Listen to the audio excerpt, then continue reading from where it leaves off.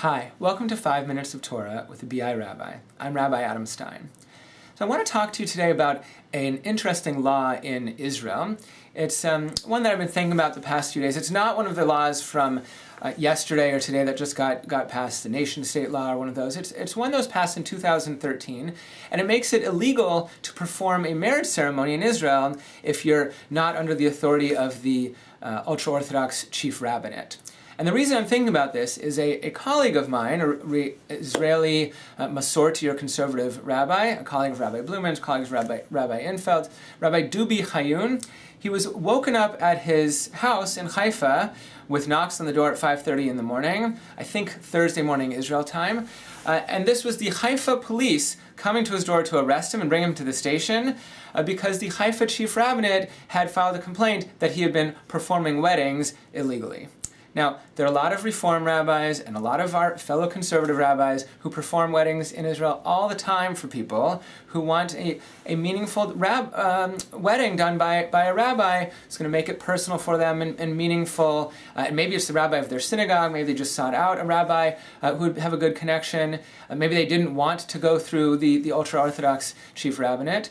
Now, these weddings are not, they're not authorized, they're not even recognized by the chief rabbinate, of course, but also not recognized by the Misrad HaPanim, the Ministry of the Interior that tracks weddings and things like that. So you imagine your wedding's not recognized by BC or Canada. What do? Most of these couples go to Cyprus, a country nearby in the Mediterranean, to get their weddings done. There are even tours that you can book from Israel to go and do this.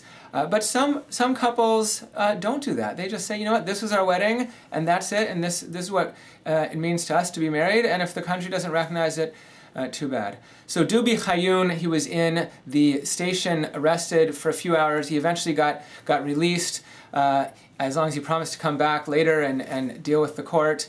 The Attorney General, I think Mendelblit, ordered him being released, Attorney General of Israel, who I think is actually a Masorti conservative Jew himself, and we'll see what happens from there.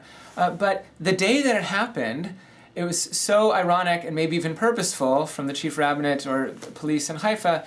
Dubi Haiyun was getting ready to drive down to Jerusalem, where he was going to be, and he was able to be after getting released, on this panel at President Reuven Rivlin's house, Beit HaNasi, the house of the president, for this event that's happened now for maybe 3 or 4 years, where on a couple days before Tisha B'Av, he brings together rabbis from different movements. Amazing, the president of Israel doing this at his house. And rabbis from different movements talking about Tisha B'Av and the idea of unity and coming together. It's really a beautiful thing. So that event did happen. There are pictures up on Facebook, on Masorti conservative rabbis' pages, including Rabbi Dubi Haiyun's. So we'll see what happens with him and his arrest, but I'm glad he could be there. And I do want to say there's been a big flow of responses and outrage from the conservative movement, Masorti movement, from other Jewish organizations, because it's just one more event in this back and forth between Israel and the diaspora and politics and the ultra-Orthodox and the non-Orthodox, and this fight for, can we have some recognition in our homeland. So it's a difficult thing. One of the responses, by the way, was a joint statement from as many arms of the worldwide conservative movement in North America and beyond, and as many arms as I can think of. The Rabbinical Assembly that the 3 rabbis here are part of, the Merkaz Canada. Merkaz is the name of the Zionist arm of the conservative movement in different regions. So Merkaz is in the US and Australia and Europe. And the Merkaz Canada, Rabbi Blumen is on their executive now. Catherine Epstein, our former president, was on the executive for the past few years.